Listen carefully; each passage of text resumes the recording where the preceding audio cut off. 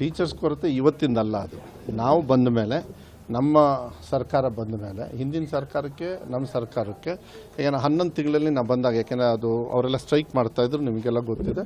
ಸುಮಾರು 13,000 ಟೀಚರ್ಸ್ನ ರಿಕ್ರೂಟ್ ಮಾಡಿ ಈಗಾಗಲೇ ಟೀಚರ್ಸು ಪಾಠ ಹೇಳ್ಕೊಡ್ತಾ ಇದ್ದಾರೆ, ಈಗಾಗಲೇ ಅಲ್ಲಿ ಸೇರಿಕೊಂಡಿದ್ದಾರೆ. ಅದ್ರ ಜೊತೆಗೆ ಕಲ್ಯಾಣ ಕರ್ನಾಟಕ ಭಾಗ ಮತ್ತು ಜನರಲ್ ಬೇರೆ ಭಾಗಕ್ಕೆಲ್ಲ ಸೇರಿ ಮೊನ್ನೆನೂ ಕೂಡ ಸುಮಾರು 13,000 ಟೀಚರ್ಸಿಗೆ ನನಗೆ FD ಕ್ಲಿಯರೆನ್ಸ್ ಬಂದಿದೆ.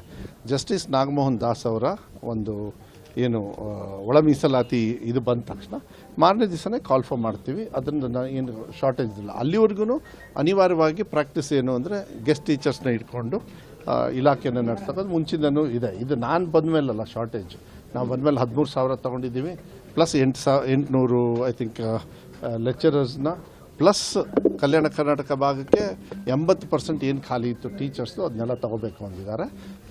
ಖಾಲಿ ಇರ್ತಕ್ಕಂಥ ಹುದ್ದೆ ಪ್ಲಸ್ ಇಲ್ಲೂ ಕೂಡ, ಯಾಕಂದರೆ ಶಿಕ್ಷಕರು ಬೇಕು, ನನಗೆ ಶಿಕ್ಷಕರು ಬೇಕಾಗಿರೋದು ಆದಷ್ಟು ಬೇಗ ಆಗೋದಕ್ಕೆ ಜಸ್ಟಿಸ್ ನಾಗಮೋಹನ್ ದಾಸ್ ಅವ್ರದ್ದು ಒಳ ಮೀಸಲಾತಿ ಪಟ್ಟಿ ಬಂದ ತಕ್ಷಣ ಮೀಸಲಾತಿ ಕೊಡಬೇಕಲ್ಲ. ನಾನು ಮೀಸಲಾತಿ ಇಲ್ಲದೆ ನಾನು ಹೆಂಗೆ ಮಾಡೋಕ್ಕಾಗತ್ತೆ?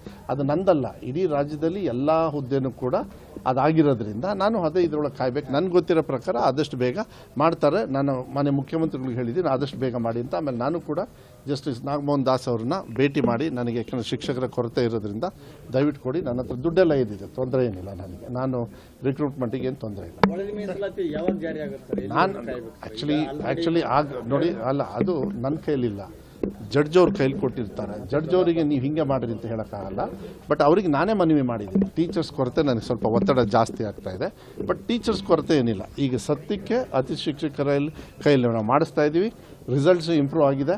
ಹೆಂಗೆ ಅಂತಲೂ ಹೇಳ್ತೀನಿ, ಬೇಕಾದ್ರೆ ನಿಮಗೆ ಕೊಡ್ತೀನಿ. ಅದನ್ನ ನೀವು ಇಲ್ಲಿ ಬಂದಾಗ ಮುಂಚೆ ಎಲ್ಲ ಕಾಪಿ ಹೊಡಿತಾ ಇದ್ರು, ನಿಮಗೆ ಗೊತ್ತಿದೆ. ಯಾಕೆಂದರೆ ನಾನು ನೇರವಾಗಿ ಹಾಕಿದ್ದನ್ನು ಹೇಳ್ತಾ ಇದ್ದೀನಿ ಅಂದರೆ, ಇಡೀ ದೇಶದಲ್ಲಿ ಇಷ್ಟು ವರ್ಷ ವೆಬ್ಕಾಸ್ಟಿಂಗ್ ಅಂತ ಶುರು ಮಾಡಿದವರೇ ನಾವು. ಇದಾದಮೇಲೆ ಇಡೀ ದೇಶದಲ್ಲಿ ಬೇರೆ ಬೇರೆ ಕಡೆನೂ ಶುರು ಮಾಡಿದ್ರೆ ನಿಮಗೂ ಗೊತ್ತಿದೆ. ಕಾಪಿ ಹೊಡಿಯೋದು ಮುಂಚೆ ಅದು ಯಾವ ರೀತಿ ಅದನ್ನ ಹಚ್ಕೊಂಡ್ರು ನನಗೆ ಗೊತ್ತಿಲ್ಲ, ಅದ್ರ ಬಗ್ಗೆ ನಾನು ಚರ್ಚೆ ಮಾಡೋಕ್ಕೆ ಹೋಗಲ್ಲ. ಆದರೆ ಕಾಪಿ ಹೊಡಿತಕ್ಕಂಥದ್ದು ಈಗ ಸದ್ಯಕ್ಕೆ ವೆಬ್ಕಾಸ್ಟಿಂಗಲ್ಲಿ ಸಂಪೂರ್ಣ ನಿಂತಿದೆ. ಹೋದ ಸತಿ 20% ನಾನು ಗ್ರೇಸ್ ಕೊಟ್ಟಿದ್ದೆ, ಯಾಕೆಂದರೆ ಅನಿವಾರ್ಯವಾಗಿ ಸ್ಟ್ರಿಕ್ಟ್ ಮಾಡಿದ ತಕ್ಷಣ ಕಷ್ಟ ಆಯಿತು. ಪಾಸಿಂಗ್ ಮಾರ್ಕು ಕೂಡ 175ರಿಂದ 125ಕ್ಕೆ. ಆದರೆ ಮೊನ್ನೆ ನಡೀತಕ್ಕಂಥ ಏನು ರಿಸಲ್ಟ್ಸ್ ಬಂತು, ಈಗಾಗಲೇ ಮಕ್ಕಳು ಚೆನ್ನಾಗಿ ಪರ್ಫಾರ್ಮ್ ಮಾಡಿದ್ದಾರೆ. 20% ಏನು ಕೊಟ್ಟಿಲ್ಲ ಈ ಸತಿ, ಎಲ್ಲ ಕಡೆನೂ ಕೂಡ ಇಂಪ್ರೂವ್ಮೆಂಟ್ ಆಗಿದೆ. ಈಗಾಗಲೇ SSLC ಐ ಥಿಂಕ್ 73% ಆಗಿದೆ. ಥರ್ಡ್ ಎಕ್ಸಾಮಲ್ಲಿ ಮಾಡಿದರೆ 75% ಮೇಲೆ ನಾವು ಕ್ರಾಸ್ ಮಾಡ್ತೀವಿ ಅಂತಕ್ಕಂಥದ್ದು ವಿಶ್ವಾಸ ಇದೆ. ಬಟ್ ಅದು ಇನ್ನೂ ಹೆಚ್ಚಾಗಬೇಕು, ಅದು ಕ್ರಮೇಣ